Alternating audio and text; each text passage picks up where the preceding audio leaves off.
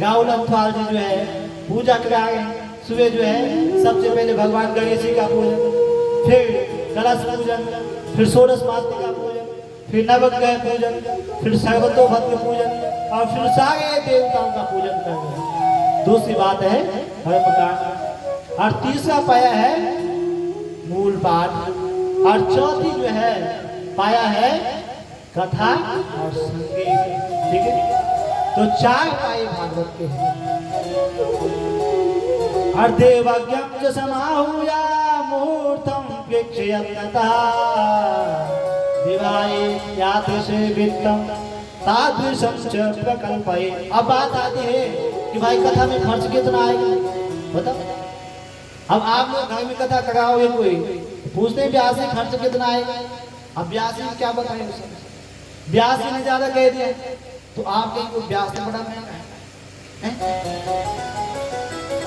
आप कम कहेंगे ब्याज से तो कथा के बाद ज्यादा खर्च होगा, तो आप कहेंगे तो ब्याज में कम बोला।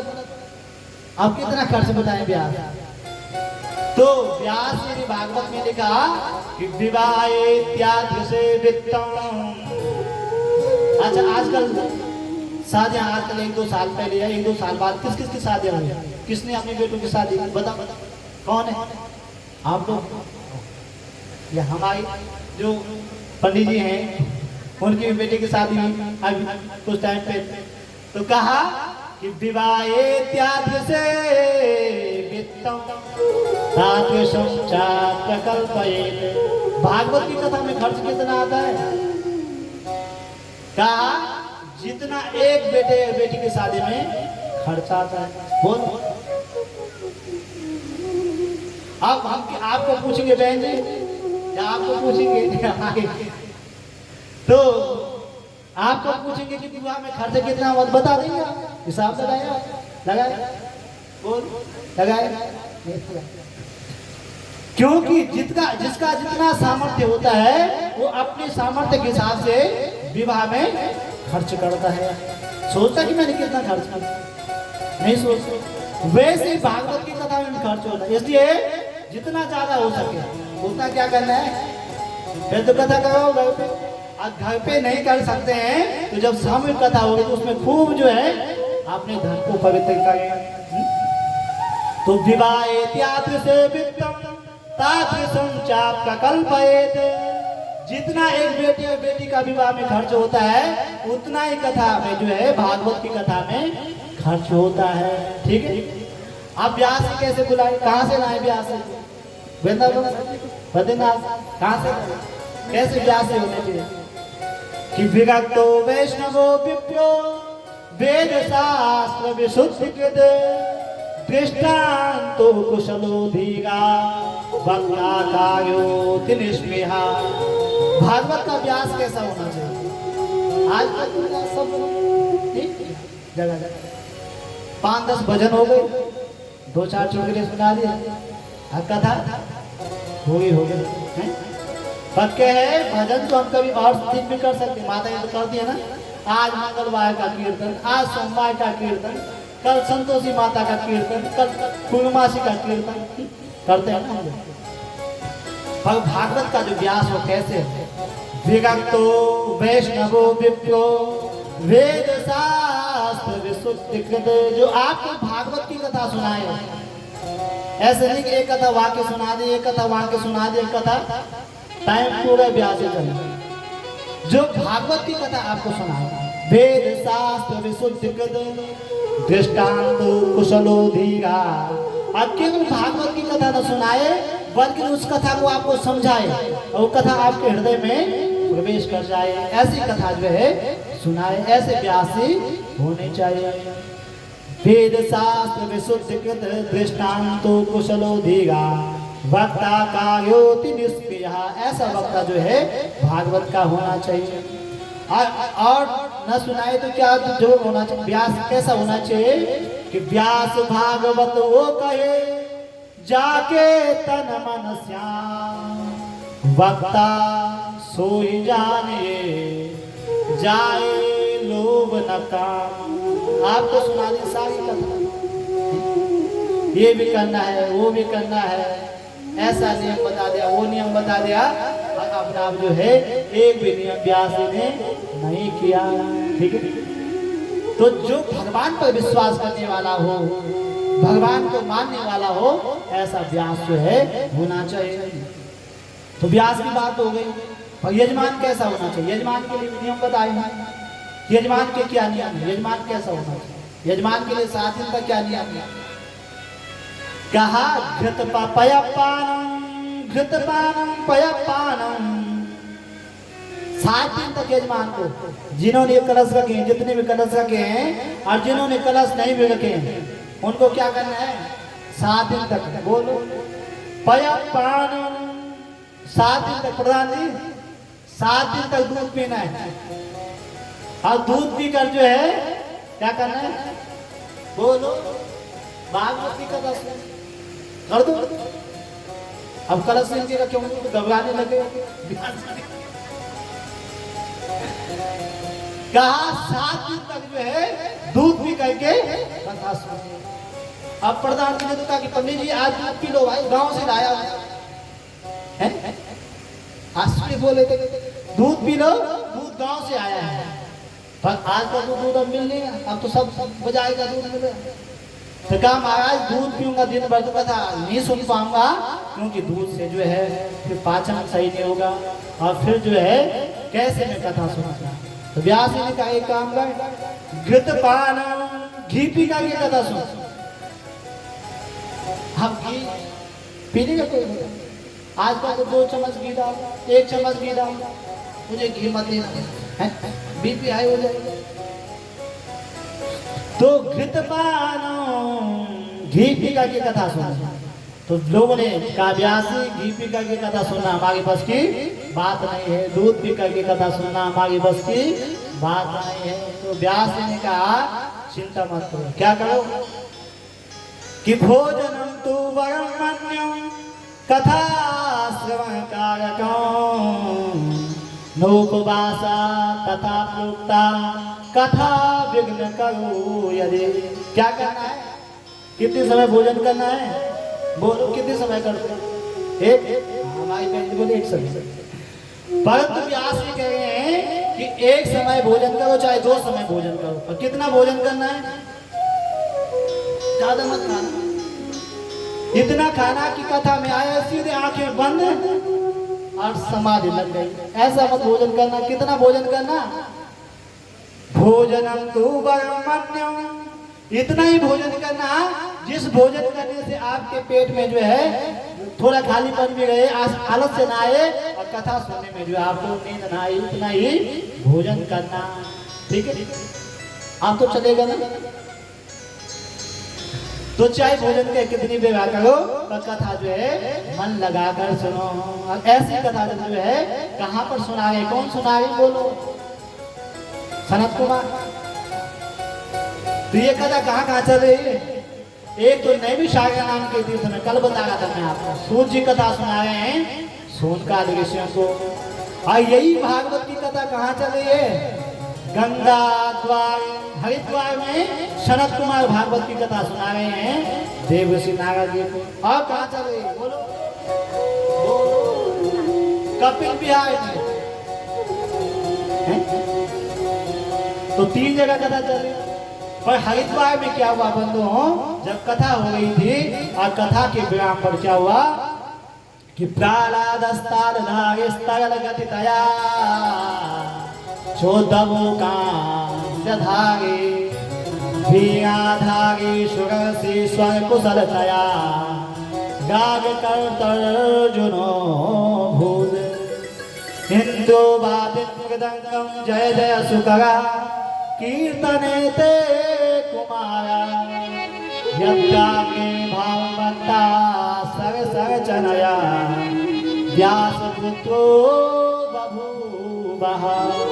जब हरिद्वार में कथा हो रही थी तो उसी समय वहां पर कौन आए, प्रहलाद जी आए। अब प्रहलाद जी क्या करने लगे, क्या करने लगे, बोलो प्रहलाद तालियां बजाने लगे।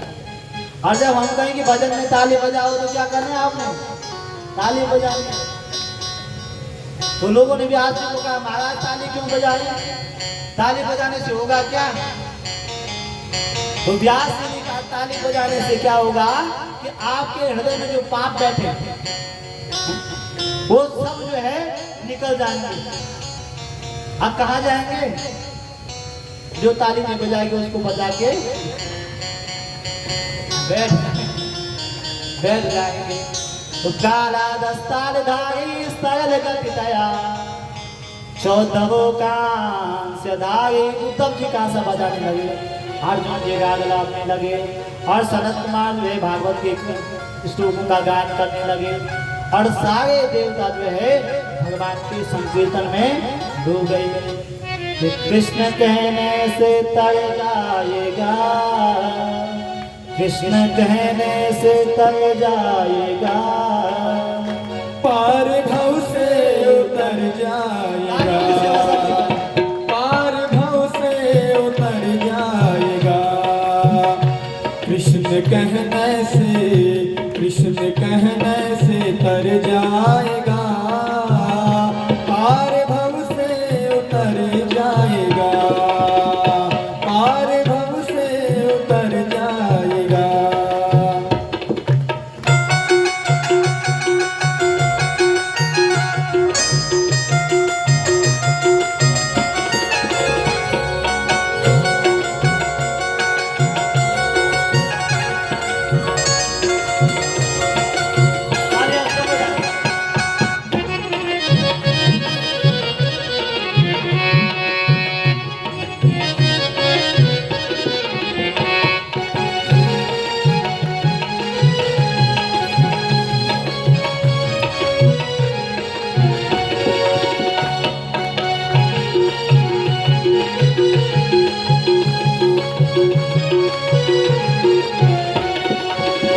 बड़ी मुश्किल से नर्तन मिला, बड़ी मुश्किल से नर्तन मिला, क्या पता फिर किधर जाएगा, क्या पता फिर किधर जाएगा।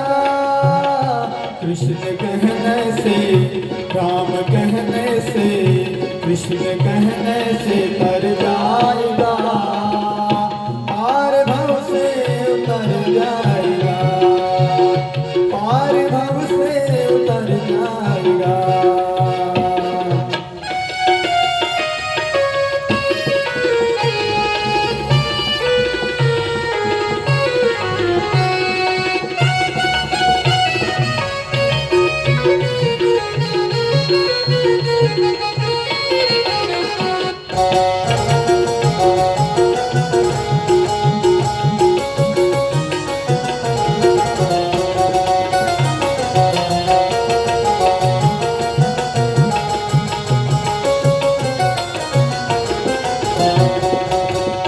होगी घर घर में चर्चा तेरी, होगी घर घर में चर्चा तेरी, जिस गली से गुजर जाएगा। होगी घर घर में चर्चा तेरी, जिस गली से गुजर जाएगा।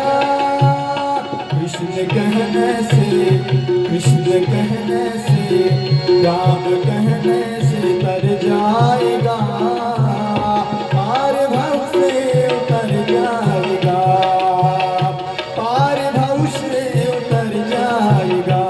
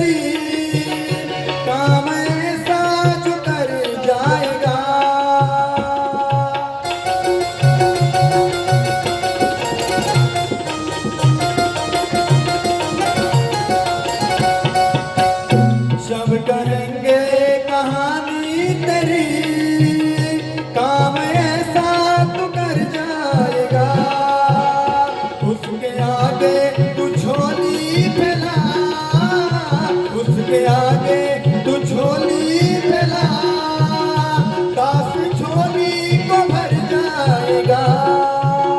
कृष्ण कहने से, देखिए भगवान ने दो हाथ दिए हमें, तो तालियों में कंजूसी नहीं। राम कहने से, राम कहने से, राम कहने से तर जाएगा, पार भव से उतर जाएगा। राम कहने से तर जाएगा, पार भव से उतर जाएगा। कृष्ण कहने से तर जाएगा, पार भव से उतर जाएगा।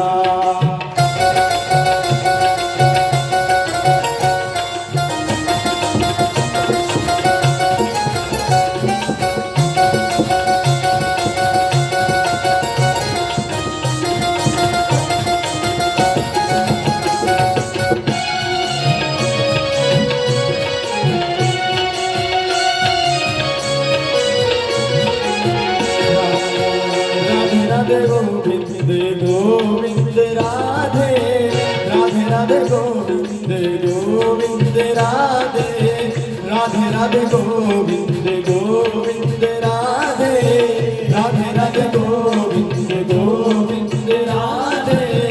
गोविंद राधे गोपाल राधे, गोविंद राधे गोपाल राधे, गोविंद राधे राधे गोपाल राधे, गोविंद राधे राधे गोपाल राधे, गोविंद राधे राधे गोपाल राधे, गोविंद राधे राधे गोपाल राधे, गोविंद राधे राधे गोपाल राधे, गोविंद राधे राधे गोपाल राधे, गोविंद राधे राधे गोपाल राधे, गोविंद राधे राधे राधे।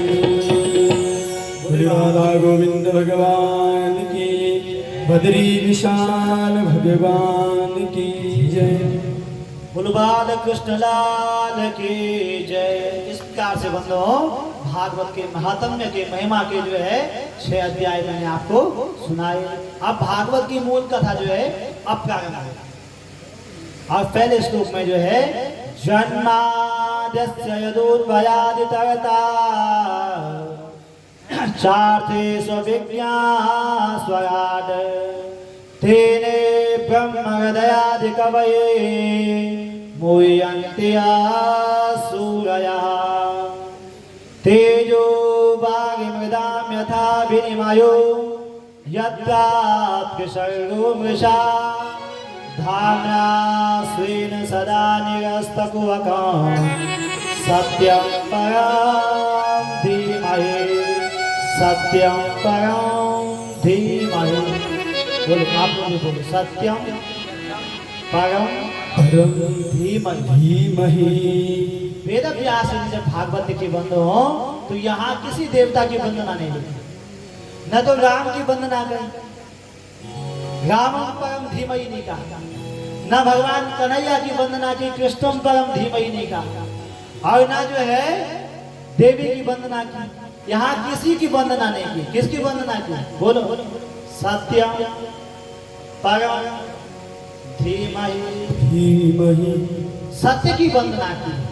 और देखो बंधुओं, जब किसी भी ग्रंथ को लिखा जाता है, रामचरितमानस आप पढ़ते होंगे, तो सबसे पहले वंदना की गई वर्णानाम अर्थ संज्ञानाम रसानाम छंदसामपि मंगलानाम च कर्तारो वंदे भागे विनायको। जब देवी भागवत सुनेंगे तो उसमें किसकी वंदना है? सृष्टो या सर्वरूपा, देवी की वंदना। शिव पुराण सुनेंगे तो किसकी वंदना है? यम सेवम समुपासते शिव इति ब्रह्मेति वेदांतिनो। पर भागवत में जो है न राम की वंदना की गई है, न कृष्ण की वंदना की गई है, न शिव जी की वंदना की गई है, बल्कि वंदना किसकी की गई है? बोलो सत्यम परम धीमहि, सत्य की वंदना की गई। क्योंकि यदि राम की वंदना करते तो जो राम के भक्त हैं, जो राम को मानने वाले लोग हैं वो कहते भागवत तो हमारी है। वकील साहब बैठे, झगड़ा हो जाता।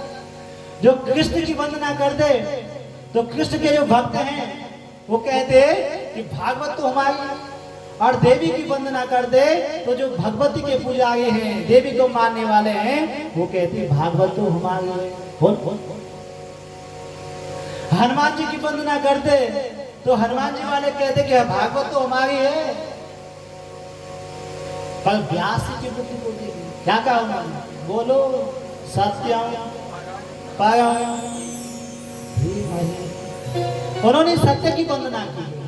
और आप जिस भी भगवान को मानते हैं, आप राम को मानते हैं तो राम क्या है? बोलो सत्य है। आप कृष्ण को मानते हैं तो कृष्ण क्या है? सत्य है। आप शिव को मानते हैं तो शिव क्या है? सत्य है। और आप देवी को मानते हैं तो देवी क्या है? सत्य है। आप जिसको भी मानते हैं, जिस भगवान को भी मानते हैं, भगवान क्या है? एक है परमात्मा। और भगवान के रूप क्या है? अनेक है। अब दुनिया में कोई ऐसा बोलता है मेरा भगवान झूठा है? बोलता है? बोल बता। और जो भी बोलते हैं मेरा भगवान सत्य, तो सत्य की वंदना की है।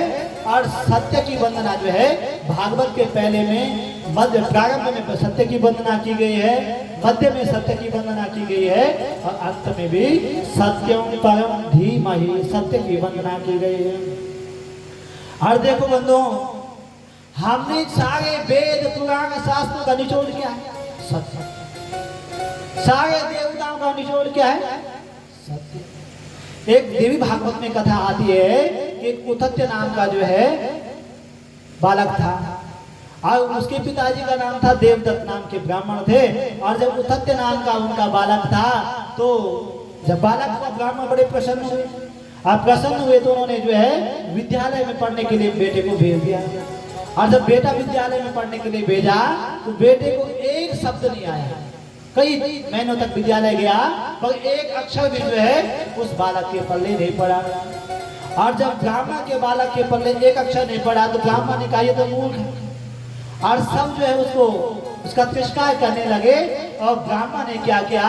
उस बालक को घर से निकाल दिया। और वो बालक जब घर से निकाल दिया तो वो जंगल में चले गए। और जंगल में जाकर के बंधु उसने क्या किया? एक कुटिया बनाई। और एक कुटिया बनाई तो उसमें निवास करने लगा। और जब उस कुटिया में निवास करने लगा तो उसने एक व्रत लिया। जैसे हम लेते ना व्रत, सोमवार का व्रत, जन्माष्टमी का व्रत, रामनवमी का व्रत, अब नवरात्रि आने वाले नवरात्रि के व्रत, वैसे उसने एक व्रत लिया जीवन में। क्या व्रत लिया? कि जीवन में कभी झूठ नहीं बोलूंगा। क्या नहीं बोलूंगा? झूठ नहीं बोलूंगा। और जब उसने ऐसा व्रत लिया तो धीरे धीरे समाज में उसकी चर्चा होने लगी कि भाई उसका नाम क्या कर दिया लोगों ने? सत्य व्रत। सत्य व्रत उसका नाम रख दिया।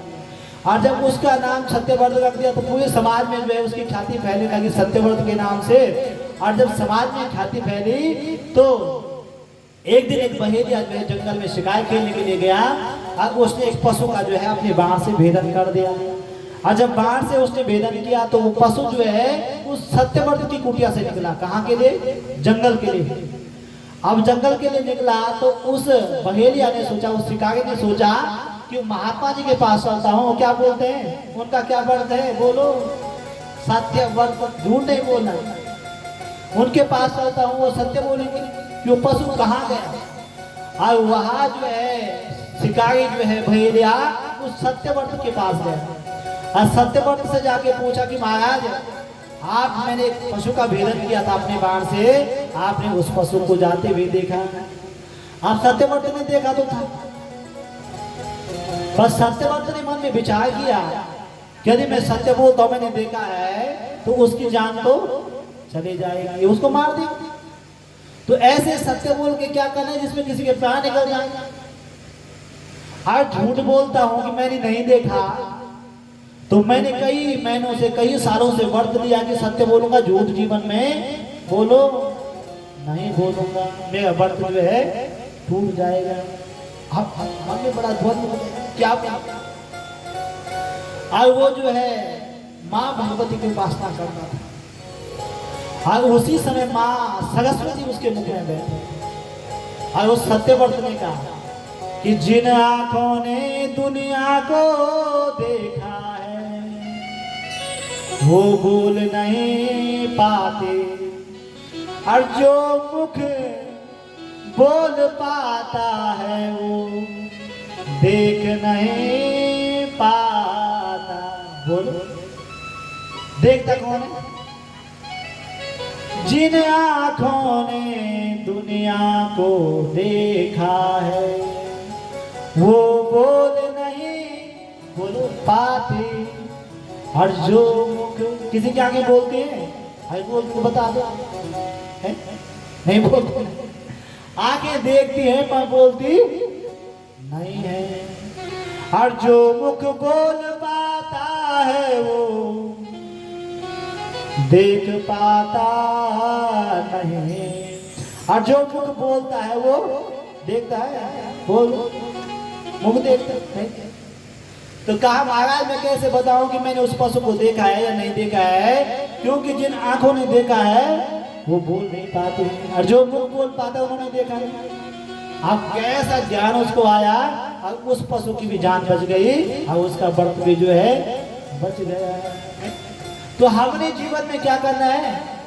सत्य को जीवन में धारण करना है, सत्य का चिंतन हमने जो है जीवन में करना है। एक राजा था, और उस राजा ने जो है, कल हमारे वकील साहब बोले थे कि कुछ व्यापारियों को भी सुनाया कि ऊपर नीचे जो व्यापारी लोग हैं उनके विषय में कोई कथा सुना दो। तो उस राजा ने जो है सारे व्यापारियों को कहा कि जितने भी व्यापारी हैं सब कल अपना सामान लेके आना। अगर एक मेले का आयोजन होगा और उस मेले में जिसका सामान बिकेगा तो ठीक है, और जिसका नहीं बिकेगा उसका सामान मैं खरीदूंगा। और सब व्यापारी बड़े खुश हुए और सब उस मेले में अपना अपना सामान लेके आए बंधुओं। अब एक सुनार था, उसने क्या किया, उसने कहा राजा को बड़ा घमंड है, तो उसने क्या किया, एक शनि की प्रतिमा बनाई। किसकी बनाई? शनिदेव की प्रतिमा बनाई। और शनिदेव की प्रतिमा लेकर के उस मेले में आ गया, और जब मेले में आया तो सबका सामान तो बिक गया। अब शनि को कोई लेगा बोल, शनि को देख के तो वैसे डरते हैं, शनि आ गया, पंडित जी पूजा करो। तो शनि जब आया तो शनि की मूर्ति लेके आया वो सुनार, और सबका सामान तो बिक गया, पर वो सुनार का शनिदेव जो है उसकी मूर्ति किसी ने नहीं ली। और सायंकाल को राजा ने सारे व्यापारियों को बुलाया, कहा महाराज सभी व्यापारियों से पूछा कि सबका सामान बिक गया? तो सबने कहा महाराज बिक गया। और पीछे वो सुनार था, उसने कहा महाराज मैं तो एक ही सामान लेके आया था और वो भी नहीं बिका। क्या लाया था? शनिदेव की मूर्ति। तो राजा ने कहा कोई बात नहीं, आपकी शनि की मूर्ति नहीं बिकी तो मैं खरीदूंगा, क्योंकि मैंने वचन दिया है कि जिसका सामान नहीं बिकेगा उसका सामान जो है मैं खरीदूंगा। तो राजा के साथ राजज्योतिषी पंडित जी थे। पंडित जी ने बोला राजन आप क्या कह रहे हैं, अरे शनि को ले जाओगे तो घर में कुछ नहीं बचेगा।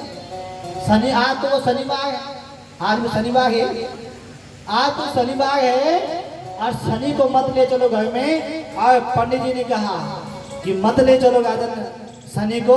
तो राजा ने कहा मैंने वचन दिया है। क्या कहा है? कि जिसका सामान नहीं बिकेगा उसका मैं लूंगा। अगर प्राण जाए पर वचन न जाए, प्राण भले चले जाए पर वचन जो है नहीं जाने चाहिए। और राजा ने जो है उसकी शनि की मूर्ति ले ली, और शनि की मूर्ति लेकर राजा अपने महल में गया। और जब महल में गया तो सबसे पहले जो है लक्ष्मी जी ने द्वार खटखटाया, और लक्ष्मी जी ने द्वार खटखटाया तो राजा ने द्वार खोला, माँ लक्ष्मी को देखा और माँ लक्ष्मी को प्रणाम किया कि माँ लक्ष्मी आप कैसे आई? तो माँ लक्ष्मी ने कहा राजन आपके यहाँ कौन आ गए हैं? बोलो शनिदेव आ गए, और जहाँ शनि होते हैं वहाँ मैं नहीं रहता हूँ। राजा ने माँ लक्ष्मी को हाथ जोड़े, माँ चले गई वहाँ राजमहल। उसके बाद धर्म आया और धर्म ने भी द्वार खटखटाए, और राजा ने जब द्वार खोले तो धर्म सामने खड़ा था। कहा महाराज आप कैसे आए? कहा आपके यहाँ कौन आ गया है? शनिदेव आ गए, और जहाँ शनि होता है वहां से मैं चले जाता हूँ। और उसके बाद जो है वो तो फिर सत्य आया, कौन आया तीसरे नंबर पे? सत्य। हाँ, सत्य ने द्वार खटखटाए तो राजा ने देखा सत्य सामने खड़े हैं, तो सत्य से पूछा महाराजा आप कैसे आए? तो सत्य ने कहा कि आपके यहाँ शनिदेव आ गए हैं और जहाँ शनि आते हैं वहां से मैं चले जाता हूँ। तो राजा ने कहा, भगवान सत्य से कहा कि मैंने तो आपका पालन किया था। क्या कहा था?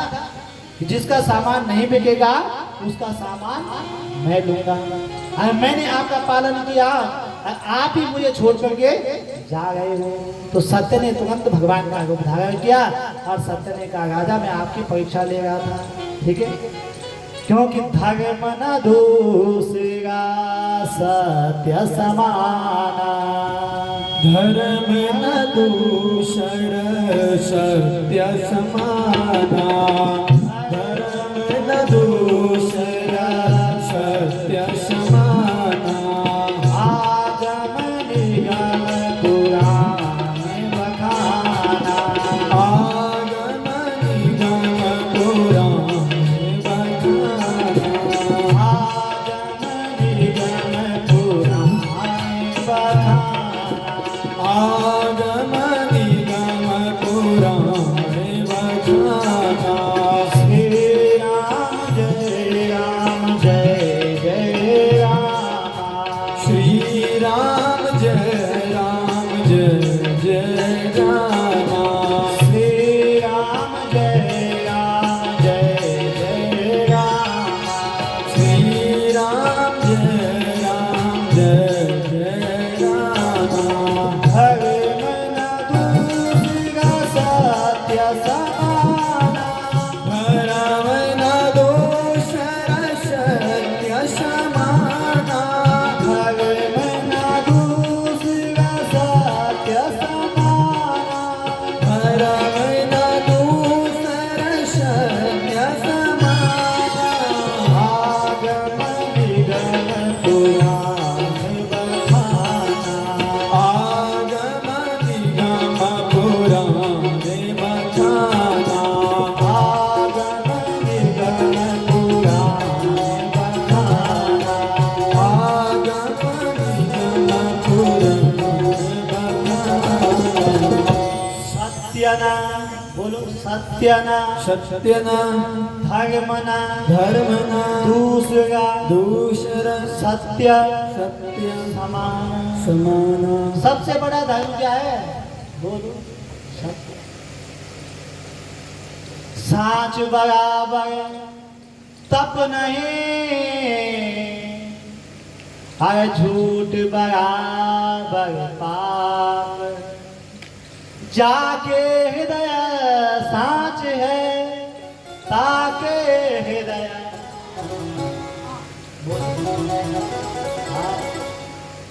जहाँ सत्य होता है वहाँ कौन होता है? बोलो भगवान होते हैं। इसलिए भगवान का क्या रूप है? सत्य। सत्यनारायण का तो सबकी आहुति होगी, करते हैं सब लोग, हैं? सागर सत्यनारायण कथा होती है। और आप सत्यनारायण कथा में बैठे और तब तक किसी का फोन आ गया, कहाँ हो महाराज? कहा मैं तो ऑफिस में जाऊँ, इस समय मैं कहाँ हूँ? ऑफिस में हूँ। कथा किसकी चल रही है? बोलो सत्य नारायण। अब फोन आया, महाराज कहाँ हो? कहा मैं ऑफिस हूँ, बाजार में हूँ, सब्जी खरीद रही हूँ। बोल दिया, बोल। कथा तो चल रही सत्य की, सत्यनारायण भगवान, और झूठ बोलने पे लगे। तो सत्य क्या है? धर्म है। सत्य क्या है? बोलो धर्म है। तो सोनकादि ऋषि ने सूर्य जी से पूछा, महाराज सत्य यदि धर्म है तो परम धर्म क्या है? तो कहा, धर्मा प्रोदित के तबोत्त परमो निर्मत्सराम सदा वेद्यम वास्तव मत्य वस्तु शिवदम तापत्र्योन्मूलनम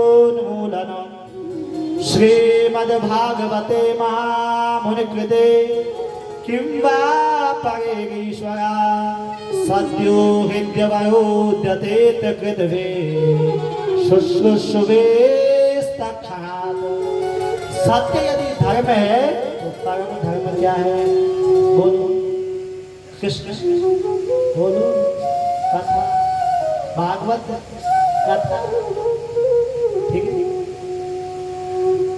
धर्म प्रोजित के तबोत्र परमो निर्मस्याम सता।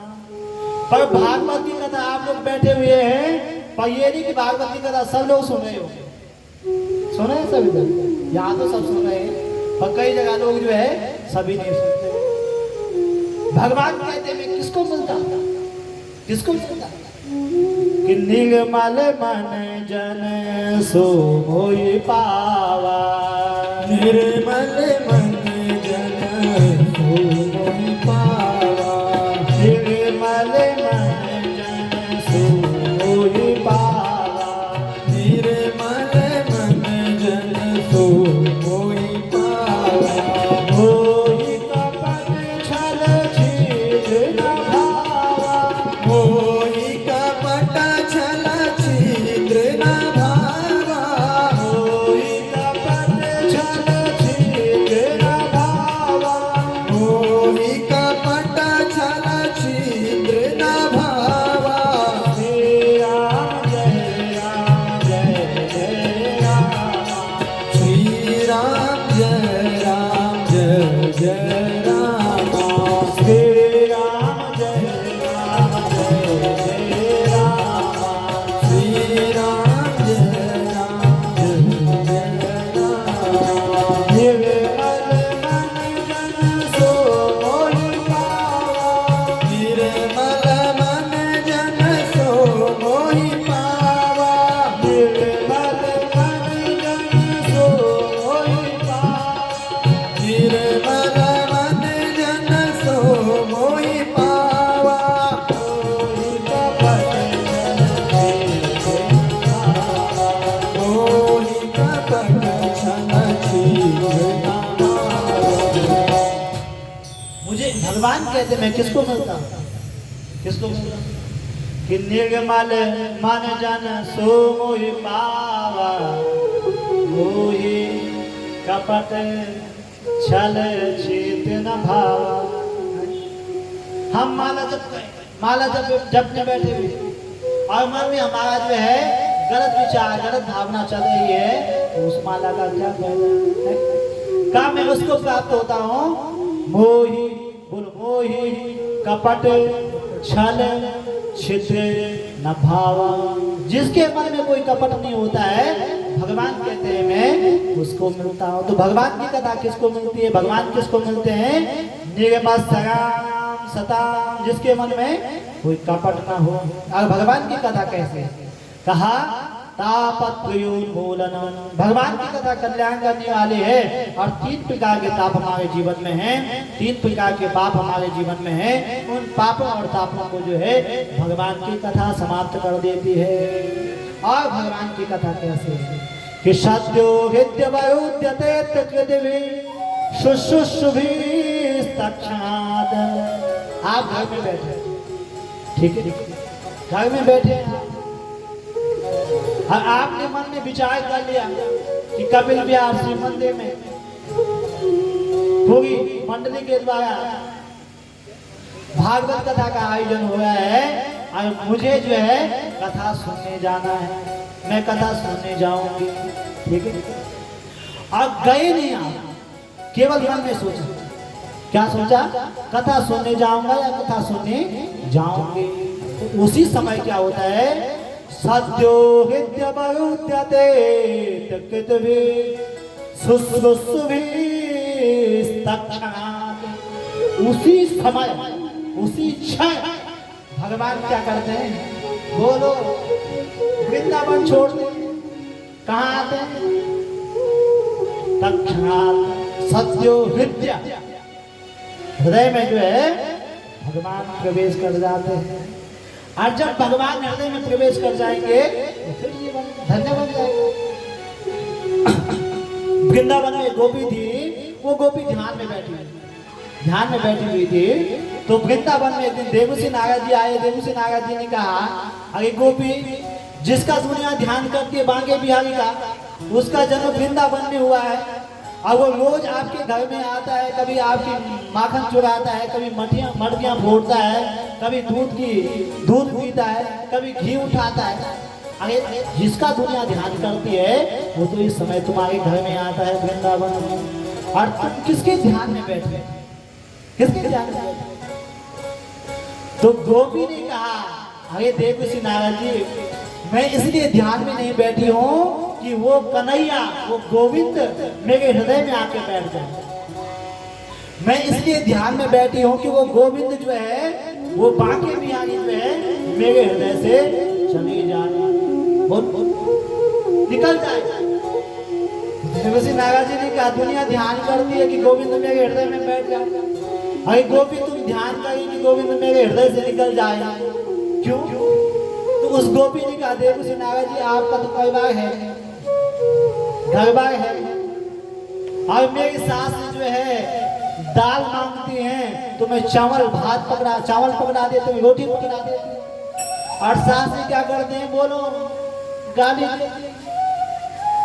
और मेरे ससुर जी कहते हैं कि मुझे जो है कुर्ता दे दो, कमीज दे दो पहनने के लिए, मैं तौलिया पकड़ा देती हूँ, और फिर ससुर जी की भी गालियां करते हैं।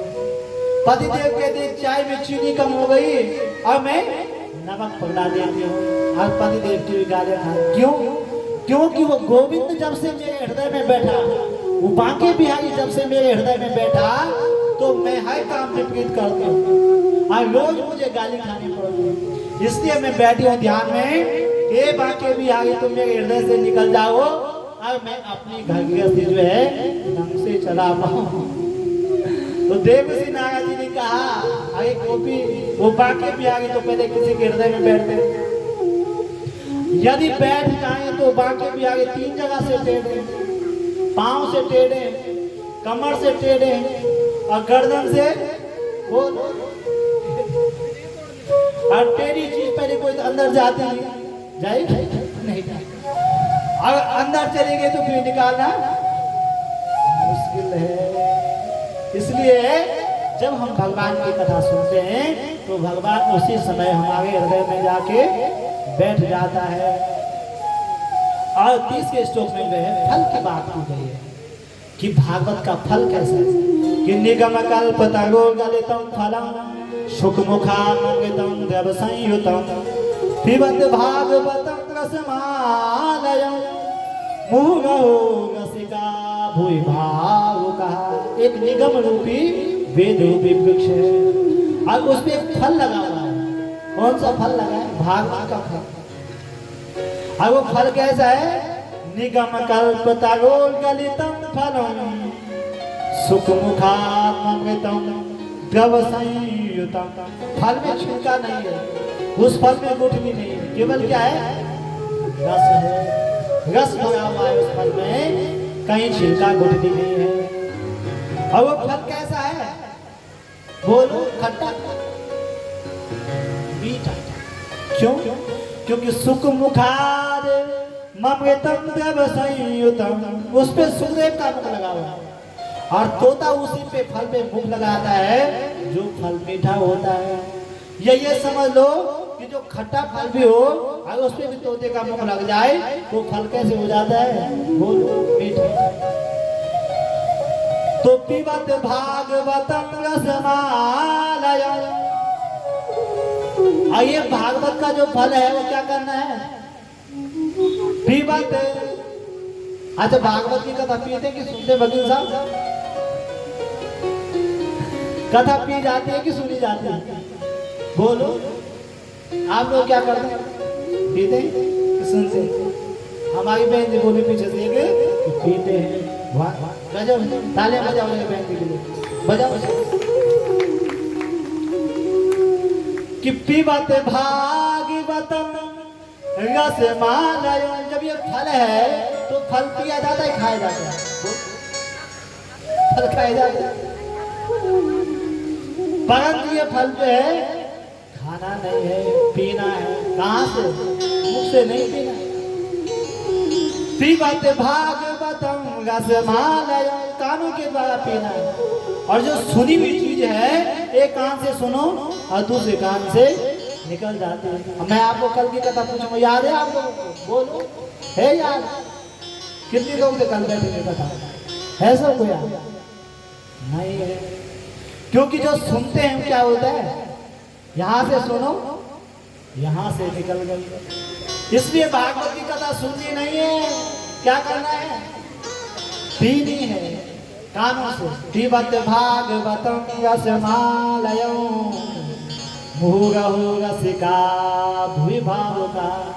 अब भागवत की कथा कौन पी सकता है?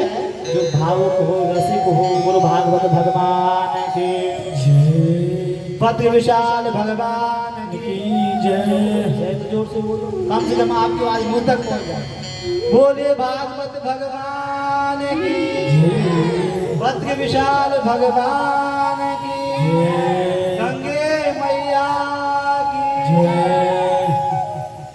त्वया खलु पुराणानि सेतिहासानि चानघ आख्यातानि विधितानि धर्मशास्त्राणि नान्यतः।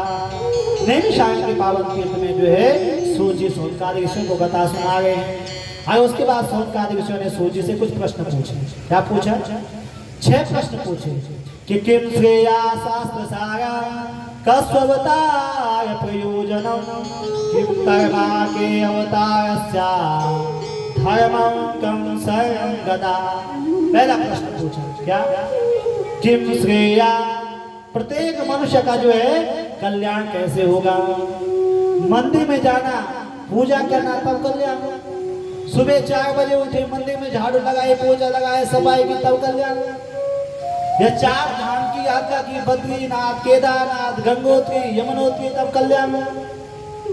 या हजारों रुपए दान देने से कल्याण होगा। मनुष्य का कल्याण कैसे होगा? किम श्रेया शास्त्र सारः।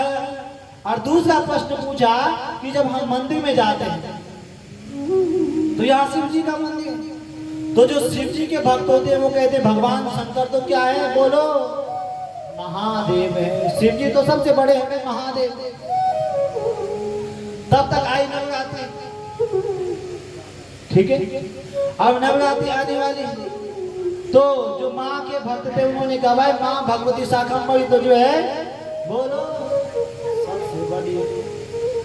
और तब नवरात्रि गई, तब आई जन्माष्टमी। और जो कृष्ण को चाहने वाले हैं, कृष्ण के भक्त हैं, उन्होंने कहा कृष्ण तो सबसे बड़े हैं। और तब आई हनुमान जयंती। और जो हनुमान जी का भक्त है उसने कहा कि चारों जुग पर ताप तुम्हारा, हे प्रसिद्ध जगत उजियारा। अरे हनुमान जी तो चारों युगों में हैं, इसलिए हनुमान जी सबसे बड़े हैं। तो जब हम मंदिर में जाते हैं तो कोई कहता शिव जी बड़े हैं, कोई कहता राम जी बड़े हैं, कोई कहता कृष्ण जी बड़े हैं, कोई कहता हनुमान जी बड़े हैं, और बड़ा कौन है? और तीसरा प्रश्न पूछा कि भगवान क्या है? वेदों में कहा है कि भगवान अजन्मा है, जिस भगवान का कभी जन्म नहीं होता। और यदि भगवान का जन्म नहीं होता तो कौशल्या राजा दशरथ के यहाँ राम बन के कैसे आए?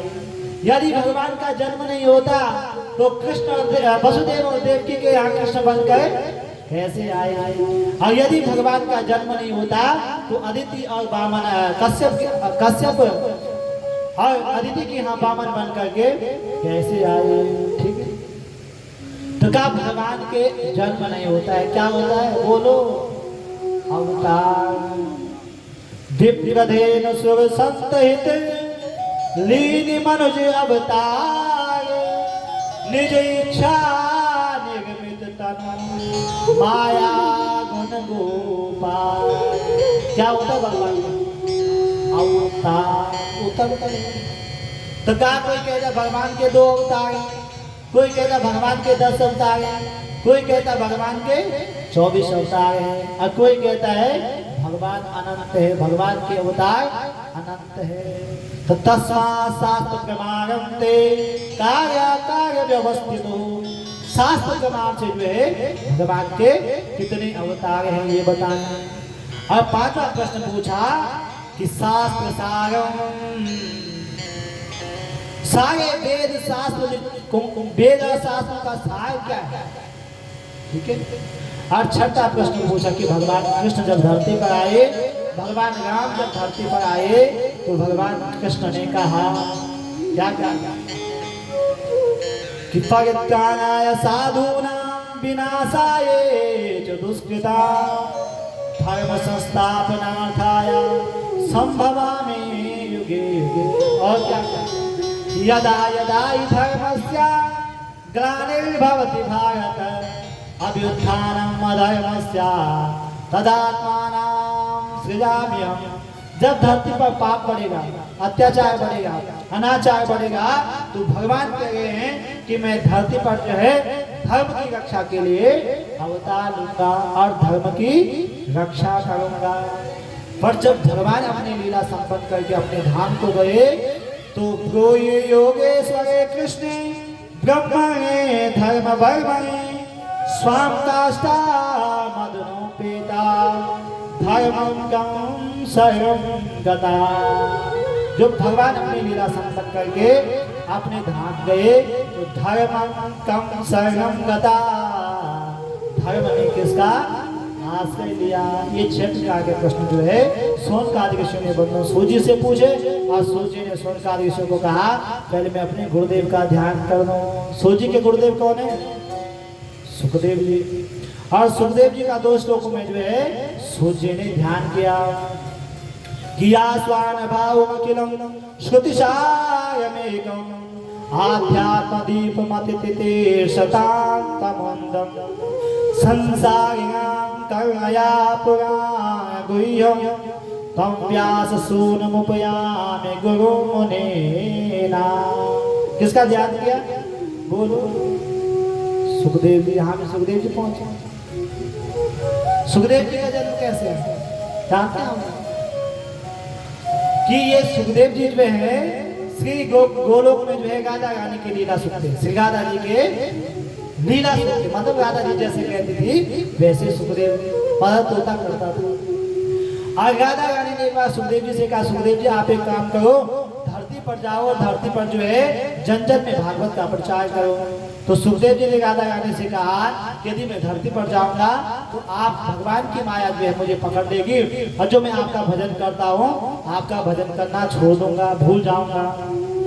तो राधा रानी ने कहा सुखदेव जी आप धरती पर जाइए, माया आपका स्पर्श नहीं करेगी।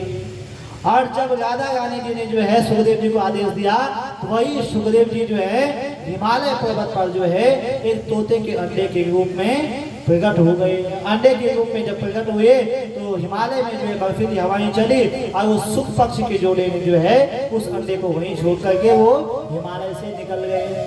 और जब हिमालय पर जो है बहुत ठंड हुई, बर्फ की हवाएं चली, ठंडी हवाएं चली तो अंडा जो है टूट गया। अब अंडा जब टूट गया तो देवऋषि नारद जी के मन में हुआ कि भाई सुखदेव जी का जन्म होना चाहिए। और नारद जी क्या है? नारद। बोलो ना रद, जिसकी बात जो है कहीं रद नहीं होती। देवताओं के साथ भी बनती है, दैत्यों के साथ भी बनती है, सब जगह देवऋषि नारद जी की बनती है। हमारे वकील साहब कल के गए थे, कल हम उनके घर पे गए कि पंडित जी जो बड़े पंडित जी हैं वो भी मेरे मित्र जैसे हैं, उनसे भी मेरी बात अच्छी चलती है। और जो हमारे छोटे गिरीश पंडित जी हैं, व्यास आचार्य जी, उनसे भी मेरी बहुत बढ़िया चलती है। तो वैसे जो है देवऋषि नारद जी की सब जगह चलती है। और देवऋषि नारद जी ने कहा, मन में सोचा कि सुखदेव जी का जन्म होना चाहिए। और देवऋषि नारद जी सीधे कहाँ आए? हिमालय पर्वत पर आए।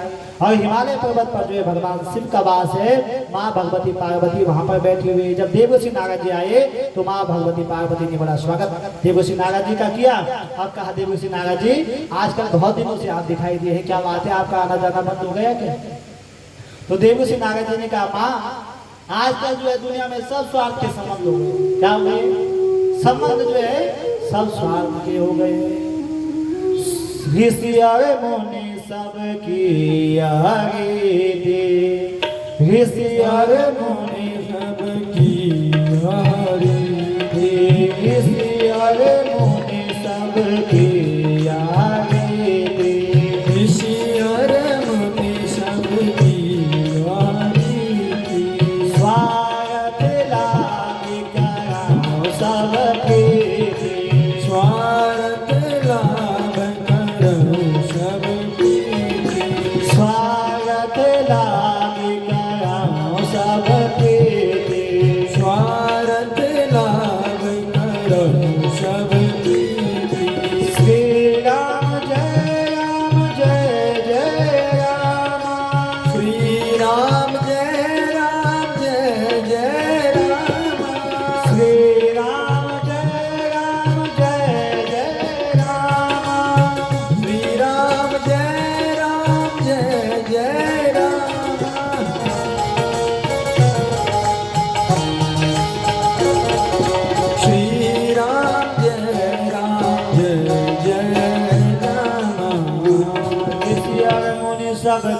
हरे ते स्वागत लागे करो सब पे।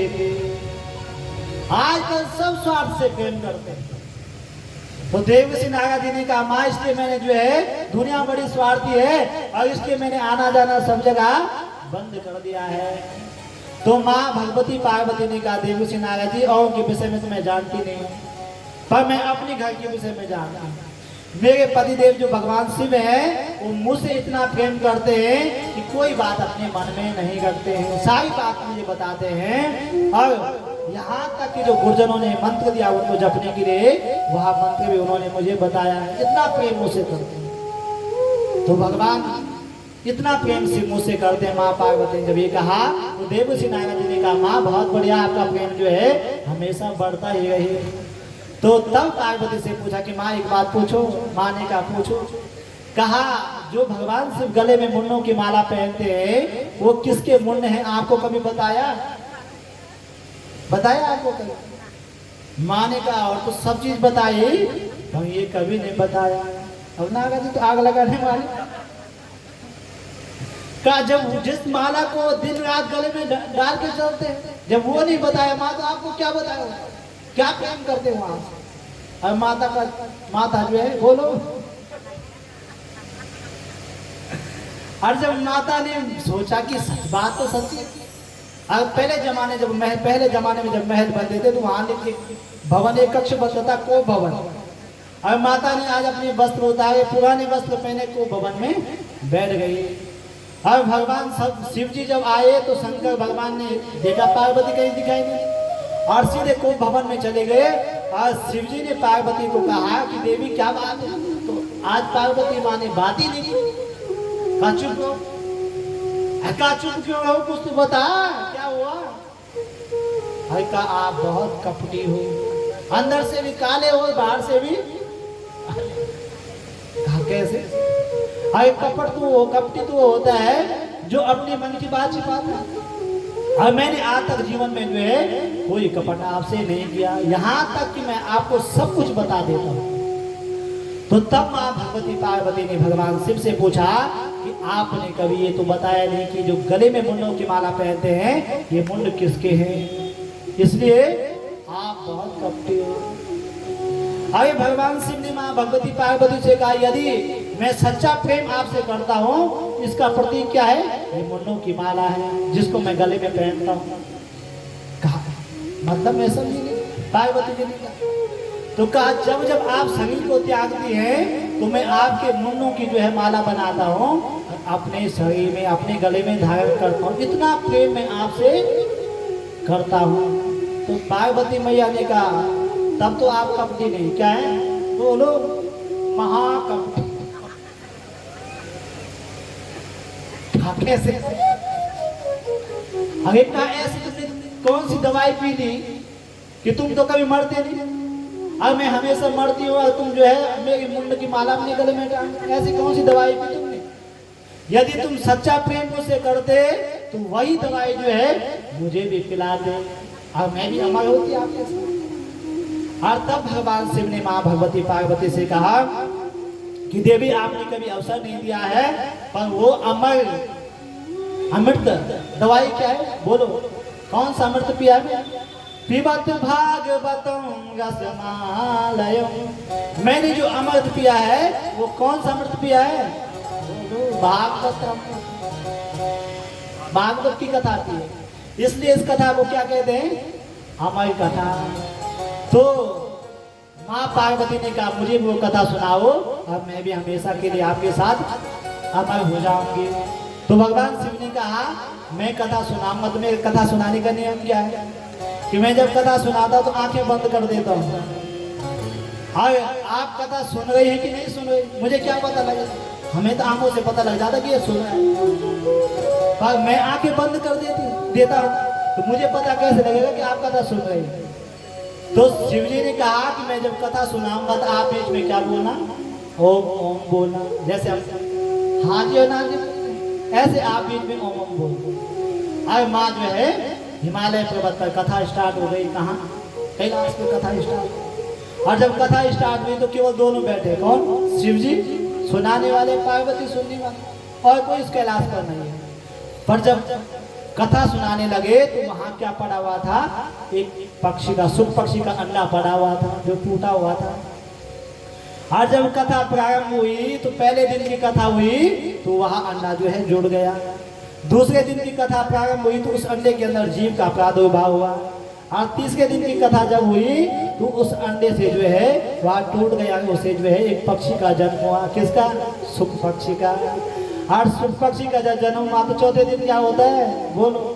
नंद के आनंद भयो जय कन्हैया लाल के, नंद के आनंद भयो कन्हैया लाल के, नंद के आनंद भयो कन्हैया लाल के, नंद के आनंद भयो जय कन्हैया लाल की, जय हो नंद लाल की, जय कन्हैया लाल की, जय हो नंद लाल की, जय कन्हैया लाल की, जय हो नंद लाल की, जय कन्हैया लाल की, जय हो नंद लाल की, जय कन्हैया लाल की, नंद के आनंद भयो जय कन्हैया लाल की। नंद के आनंद भयो जय कन्हैया लाल की। चौथे दिन क्या होगा? क्या होगा? बोलो। कृष्ण का जन्म होगा। ठीक है। तो चौथे दिन जब उस सुखदेव ने कृष्ण की जन्म की कथा सुने, बड़ा आनंद दिया। और पांचवें छठे दिन जब कथा सुना रहे भगवान शिव जी पार्वती को, तो जब ज्ञान की चर्चा होने लगी, ज्ञान की कथा सुनाने लगी, ठीक है, तो माँ पार्वती को क्या आ गई? नींद आ गई। और माँ जो है, बोलो, कथा में आती है नींद की नहीं आती? एक झपकी तो आई जाती। तो माँ भगवती पार्वती को भी जो है एक झपकी आ गई, नींद आ गई। और सुखदेव जी ने सोचा माँ ने बोलना बंद कर दिया है, ओम ओम बोलना बंद हो गया है। और जब ओम बोलना बंद हो गया है तो कथा भी क्या हो जाएगी? बंद हो जाएगी। और इस सुख पक्षी ने क्या किया? ओम ओम ओम बोलता है जैसे माँ पार्वती बोलती है। और जब ऐसा ओम ओम बोलने लगा तो कथा संपन्न हो गई। और सातवें दिन जब कथा संपन्न हुई तो भगवान शिव ने जोर से जयकारा लगाया, बोलो भागवत भगवान की, गंगे मैया की जय, बांके बिहारी लाल की जय। और जैसे ही भगवान शिव ने जयकारा लगाया, माँ पार्वती की नींद एकदम से टूट गई। और जब माँ की नींद पूरी आंखें खुली, अब कहा आगे बोलो। शिव जी ने कहा कथा तो पूरी हो गई, मैं तो, माँ भगवती ने कहा मैं तो सो गई थी, आपने कथा किसको सुनाई? और तब भगवान शिव ने जो है सामने पेड़ पर देखा और सुख पक्षी बैठा हुआ था। और भगवान शिव ने मन में विचार किया इसने कथा सुन ली है। और भगवान शिव ने कहा इसने तो हमारी कथा सुन ली है। और भगवान शिव ने अपना त्रिशूल निकाला, उसको मारने के लिए दौड़ पड़े। और वो कैलाश से उड़ता उड़ता उड़ता सीधे कहाँ पहुंचा? बद्रीनाथ धाम में। और बद्रीनाथ धाम में वेद व्यास जी का आश्रम है। और वहाँ उनकी पत्नी भाग पर बैठी हुई थी। और पत्नी व्यास जी की पत्नी को उबासी आई, जमाई आई। और जैसे मुंह खुला वो सुख पक्षी सीधे व्यास जी की पत्नी के पेट में चले गया। अब जब सुख पक्षी जो है व्यास जी के पत्नी के पेट में चले गया तो भगवान शिव दौड़ते दौड़ते आ गए। व्यास जी ने कहा महाराज शिव जी क्या हो गया? तो शिव जी ने कहा आज जो है कैलाश में चोरी हो गई है। किसी की चोरी? वहां तो कुछ है ही नहीं। क्या चुरा लिया? कहा मैं कथा चुरा ली। तो कहा अब क्या करोगे शिव जी? कहा जिसने हमारी कथा सुनी है उसको मैं छोड़ूंगा नहीं। अरे व्यास जी ने कहा शिव जी भांग तो नहीं पी ली सुबह सुबह, क्या हो गया? जिसने हमारी कथा सुन ली है वो मर सकता? बोल, मर सकता? नहीं मर सकता। और तब शिव जी ने सोचा बात तो सही है, जब हमारी कथा सुनी कैसे हुए? और वही सुखदेव जी 12 वर्ष तक माँ के पेट में गए। और जैसे 12 वर्ष बाद जन्म हुआ तो सीधे वन की ओर निकल गए। बोलो सुखदेव भगवान की, माँ के बिहारी लाल की समय भी हो गया। हाँ, हमारे जो इस कथा के मुख्य संरक्षक हैं जिनके सानिध्य में कथा हुई है, हमारे गिरीश जी महाराज जहाँ भी हों वो मंच पर उपस्थित हो जाएं, क्योंकि कुछ समय बाद कथा विराम देंगे। तो बोलो सुखदेव भगवान की जय। बाके बिहारी लाल की जय। अब सोनकाली कृष्ण ने कितने प्रश्न पूछे थे बोलो? हाँ वकील साहब ने नोट कर लिया। 6। पहला प्रश्न पूछा था कि किम से या शास्त्र सारा, कि प्रत्येक मनुष्य का जो है कल्याण कैसे होगा, कैसे होगा, प्रत्येक जीव का कल्याण कैसे होगा, किम श्रेया, कैसे कल्याण होगा। तो सूत जी ने कहा कि कल्याण जो है प्रत्येक मनुष्य का कब होगा, कल्याण का एक ही साधन है, क्या, एक ही दुनिया में सिद्धि है। कितनी सिद्धियां हैं? अष्ट सिद्धि नव निधि के दाता, अष्ट सिद्धि नव निधि के दाता, असवर दीन जानकी माता, असवर दीन जानकी माता। श्री राम जय राम, जय जय राम, जय राम जय जय राम, श्री राम जय राम, जय जय राम। कितनी सिद्धियां हैं दुनिया में? आवाज पहुंच गई आप तक? पहुंच गई ना? जय जय राम। अष्ट सिद्धि, 8 सिद्धियां हैं दुनिया में, पर दुनिया की सबसे बड़ी सिद्धि क्या है बोलो?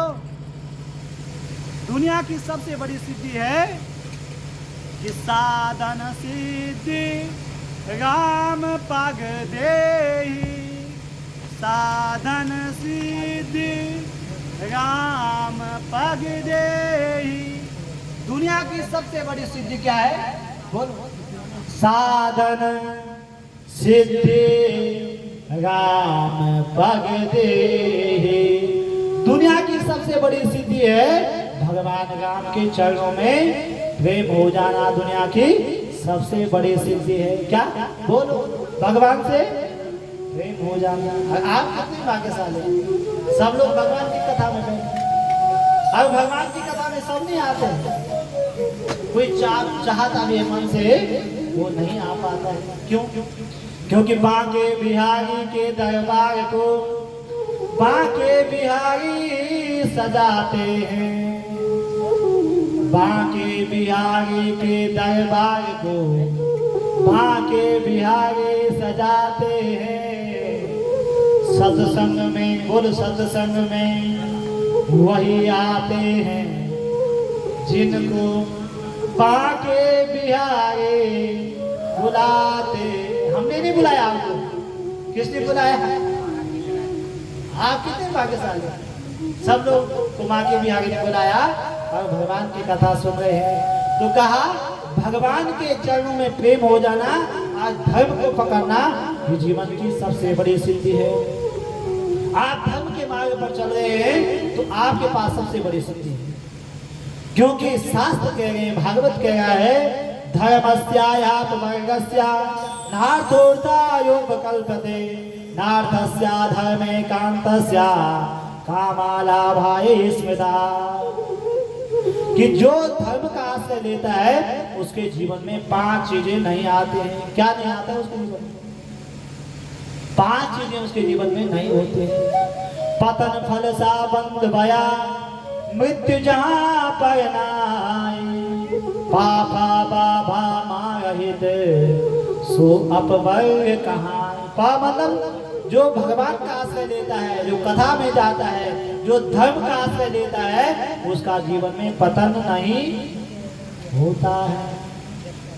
पतन फल सा। दूसरी चीज क्या है? हम कपिल बिहार मंदिर में आए, शिव जी की पूजा के लिए चुन्नी ले आए, नारियल ले आए, माँ भगवती के नाम आती है, धूपबत्ती लाए, दीपक लाए, और कितने का सामान आया? 50, 100। और 100 का सामान आया। हमने भगवान माँ भगवती की पूजा की और भगवती से जो है 10 लाख की डिमांड कर ली। कितने की? 10 लाख की। 100 का तो सामान चढ़ाए और 10 लाख की क्या कर ले डिमांड। तो इसलिए हम भगवान की पूजा करें तो कैसे करें कि निष्काम होके दिन रात गाओ गोविंद दामोदर माधवेते। हम निष्काम होकर के भगवान की क्या करें, पूजा करें। तो फल सा भगवान की पूजा करो और फल की जो है मांगना मत भगवान से। मांगने से जो है कुछ नहीं मिलता है। बिना मांगे मोती मिले, मांगे मिले न भीगे। भगवान को पता है कि मेरे भक्त को क्या चाहिए है? माता पिता जब बच्चा छोटा होता है तो माता पिता को सब पता होता है कि बच्चे को क्या चाहिए। वैसे भगवान हमारे क्या है, बोलो माता पिता। आरती के बाद बोल देना आपको कि तुमेव माता च पिता तुमेव, तुमेव बंधु च सखा तुमेव। तो भगवान से कुछ मांगना नहीं है। तो फल सा तो बंधन भय। और तीसरी बात है, जो भगवान का आश्रय देता है वह बंधन से छूट जाता है। और चौथी बात है, उसके जीवन के भय समाप्त हो जाते हैं। और पांचवी बात है, वह मुक्ति को प्राप्त कर लेता है। ठीक है, तो हम जो है जीवन का कल्याण का मार्ग क्या है, किम श्रेया।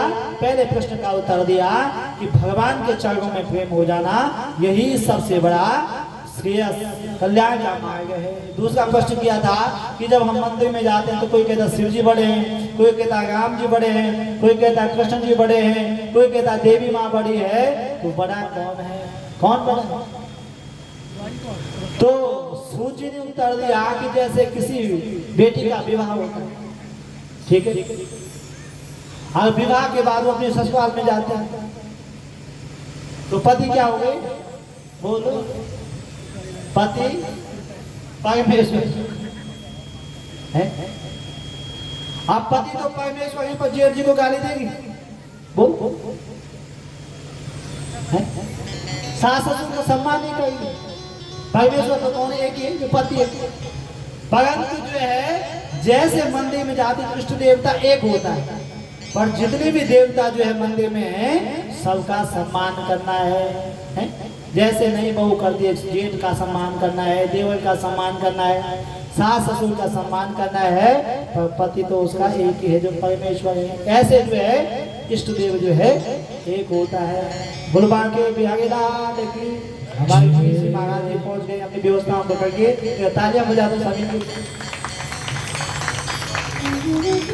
तो पति क्या होता है, परमेश्वर पर घर में जितने सदस्य हैं सबका सम्मान करना है। और दूसरी बात है कि भगवान के जो है जन्म नहीं हुआ, भगवान के अवतार हुए, तो भगवान के कितने अवतार हुए, कितने अवतार भगवान के हुए? कहा ऋषया मनवो देवा मन पुत्रो मनोजसः। अरे जितने संसार में प्राणी हैं, आप हैं, मैं हूँ, हैं, हमारे महाराज जी बैठे हैं, जितने भी लोग आप बैठे हैं, सबके अंदर क्या है, बोलो कौन है, भगवान। जैसे वो भगवान निकलता है वो कोई घर में रखता है, ले जाओ इसको तुरंत, है?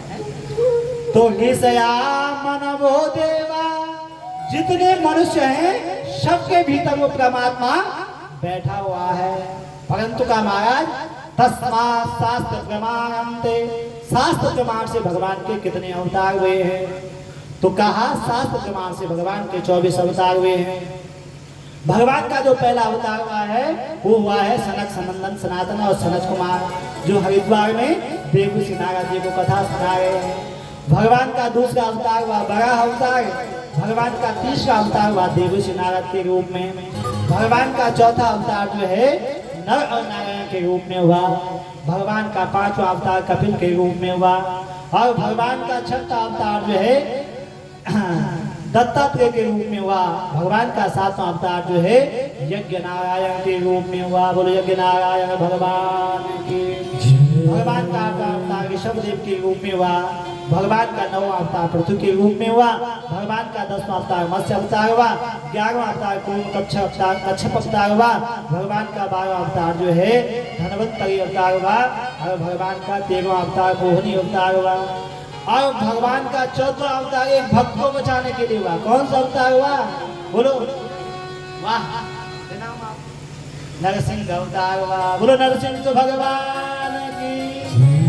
और भगवान का 15 अवतार वामन अवतार हुआ, 16 अवतार भगवान का परशुराम अवतार हुआ, 17वां अवतार भगवान का वेद व्यास के रूप में हुआ, 18वां अवतार भगवान का जो है राम के रूप में हुआ, 19वां अवतार भगवान का बलराम अवतार हुआ, 20वां अवतार भगवान का चौथे दिन होगा कौन सा अवतार? कृष्ण अवतार। और 21वां अवतार भगवान का हरि अवतार हुआ, 22वां हंस अवतार हुआ और 23वां अवतार भगवान का बुद्ध अवतार हुआ और 24वां अवतार कलयुग के अंतिम में। अभी तो कलयुग का प्रथम चरण चल रहा है, 4 चरण है कलयुग।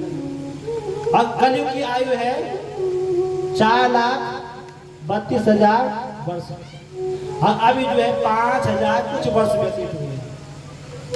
और अंतिम चरण जब आएगा मतलब एक चरण जो है 1,08,000 वर्ष का है और 4 चरण 8 चरण 32 4,32,000 वर्ष।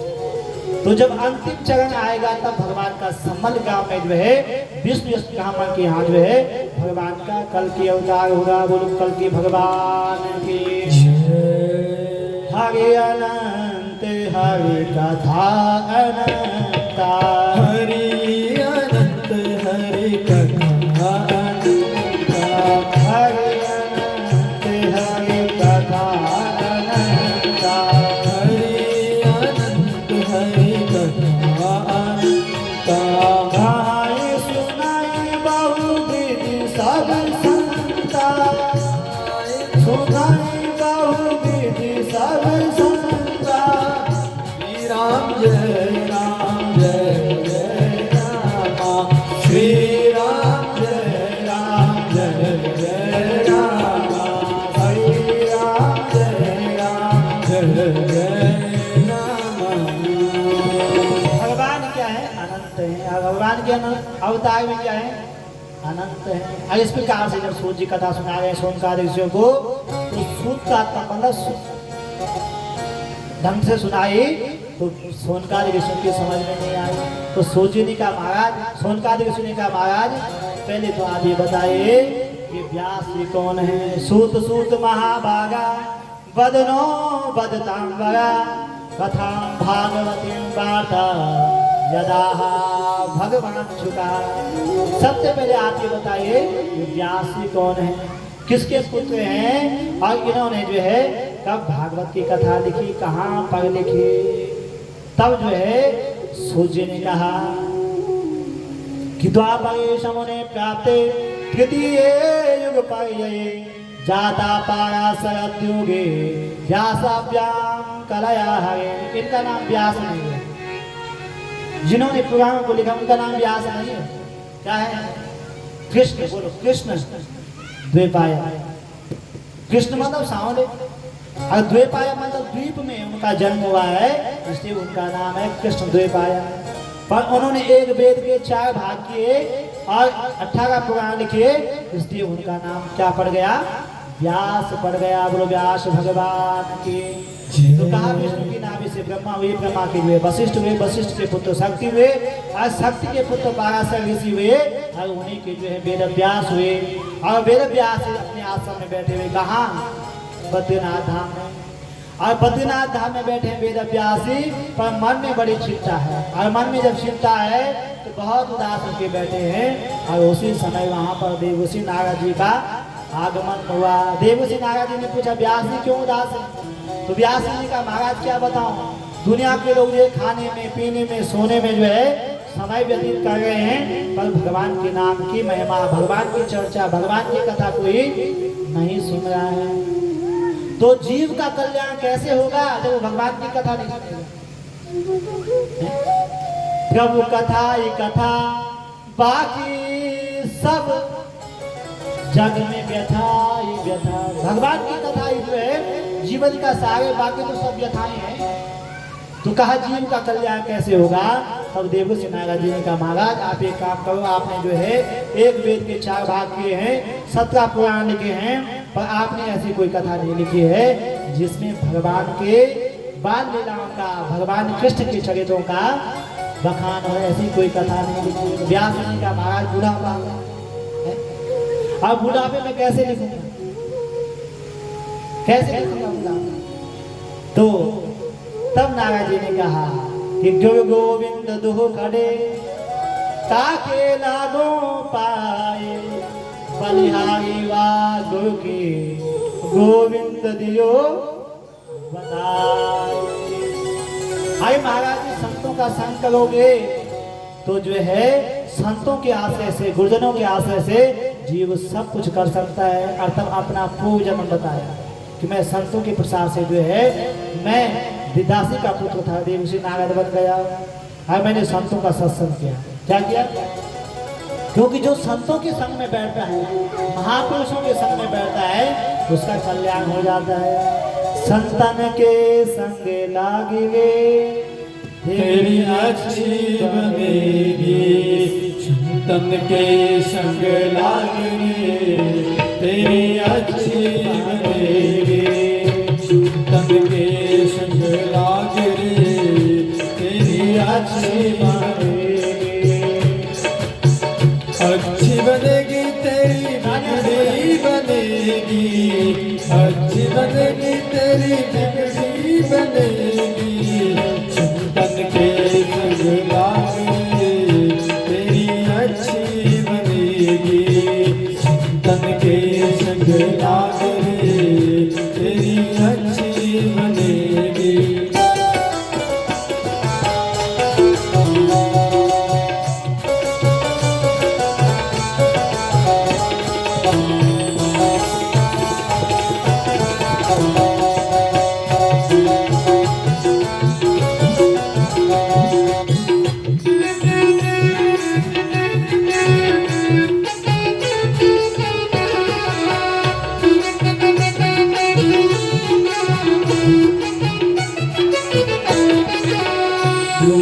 बन गई प्रहलाद जी की बन गई, ध्रुव जी की बन गई प्रहलाद जी की बन गई, ध्रुव जी की बन गई प्रहलाद जी की बन गई, ध्रुव जी की बन गई प्रहलाद जी की बन गई, ध्रुव जी की बन गई प्रहलाद जी की बन गई, ध्रुव जी की बन गई प्रहलाद जी की बन गई।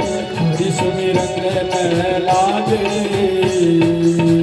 हरि सुमिरन प्रहलाद तेरी अच्छी बनेगी, संतन के संग लागे तेरी अच्छी बनेगी, संतन के संग लागे तेरी अच्छी बनेगी।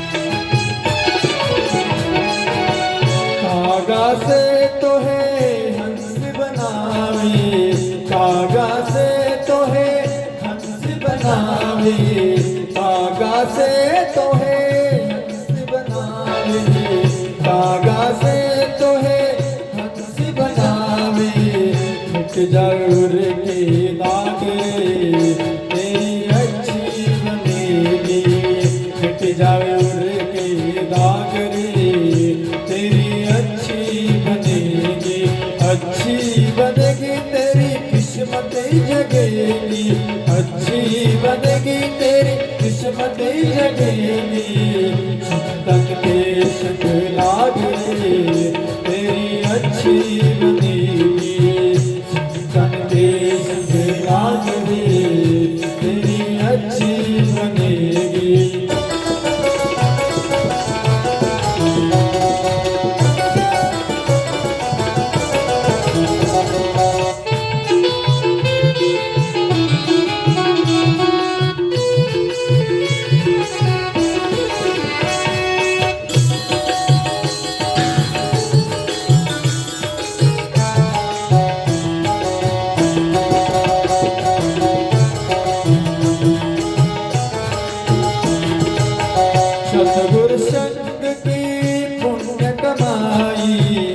सतगुरु संग की पुण्य कमाई, सतगुरु संग की पुण्य कमाई, सतगुरु संग की पुण्य कमाई, सतगुरु संग की पुण्य कमाई, सतगुरु संग की पुण्य कमाई।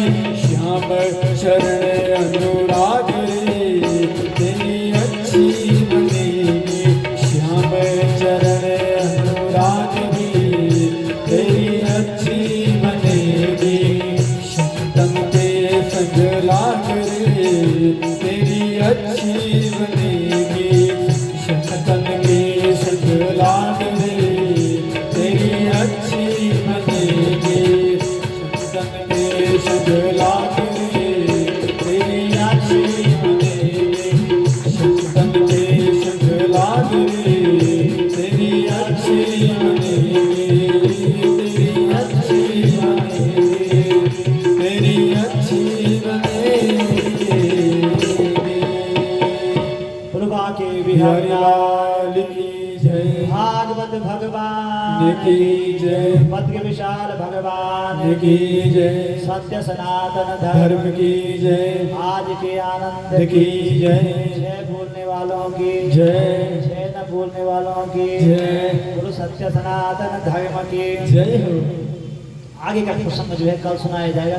कितने बजे आओगे तुम?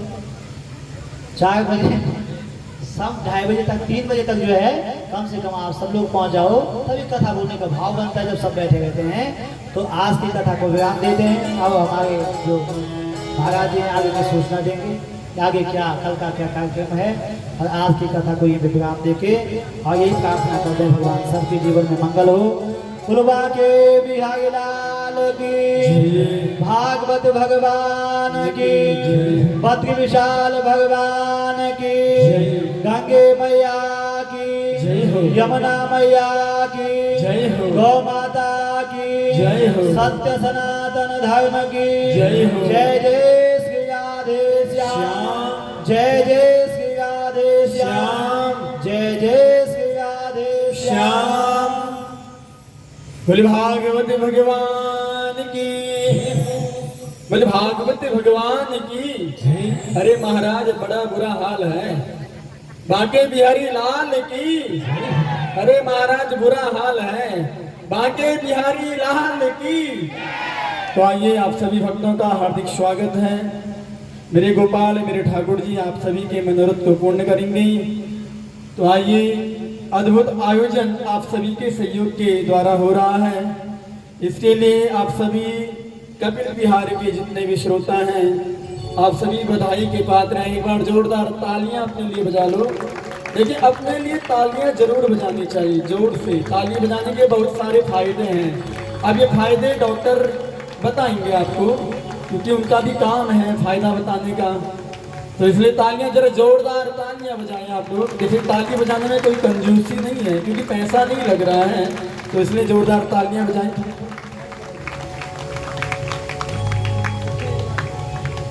बांके बिहारी लाल की। तो आइए एक बार पुनः आप सभी का हार्दिक स्वागत है। आज के जो मुख्य यजमान हैं श्रीमान यशपाल जी प्रधान जी अंजनी बिहार से हैं। आप आइए, व्यासपीठ पर आए और व्यास जी का आशीर्वाद ग्रहण करें, ठाकुर जी का आशीर्वाद, भागवत जी का आशीर्वाद ग्रहण करें, और ठाकुर जी आपके मनोरथ को पूर्ण करेंगे। आपके घर परिवार में आयु की, ऐश्वर्य की और जय की और विजय की आपको प्राप्ति हो। एक बार जोरदार तालियों से आप करबद्ध तालियां बजाएं और देखिए कि आप सभी के सहयोग के द्वारा दिव्या प्रतिवर्ष की भांति इस वर्ष भी दिव्य श्रीमद् भागवत ज्ञान गंगा आप लोगों के इस प्रांगण में पहुंची हुई है। वैसे तो भागवत की कथा श्रवण करना बड़ा क्या है, दुर्लभ है। देवताओं को भी दुर्लभ है, व्यास जी बताते हैं, तो हमें तो होगी दुर्लभ। लेकिन जो पुण्यवान होते हैं, भाग्यवान होते हैं, उन्हें ही भागवत की कथा सुलभ होती है। तो आज द्वितीय सत्र विराम की ओर हैं और आप सभी कपिल विहार, न्यू कपिल विहार, अंजलि विहार, ब्रजेश नगर, ब्रह्मपुरी निवासी गणों के द्वारा इस अद्भुत कार्यक्रम का आयोजन किया जा रहा है और भारतीय संस्कृति, भारतीय सभ्यता, भारतीय पहचान को आगे बढ़ाने के लिए हम सभी यह कार्य कर रहे हैं। और हम सभी इस साल अपने आप को बड़े ही गौरवान्वित मानते हैं कि हमारी 5 साल की तपस्या क्या हुई है, पूर्ण हुई है। अयोध्या में कौन आए, हमारे राम जी अपने सिंहासन पे विराजमान हुए। तो इसलिए सारे भारतवर्ष के लोग क्या हैं, बधाई के पात्र हैं। जोरदार तालियां सभी बजानों की। जो भगवान आज तक हमारे टेंटों में थे और हम महलों में थे, लेकिन हमारी संतों की जो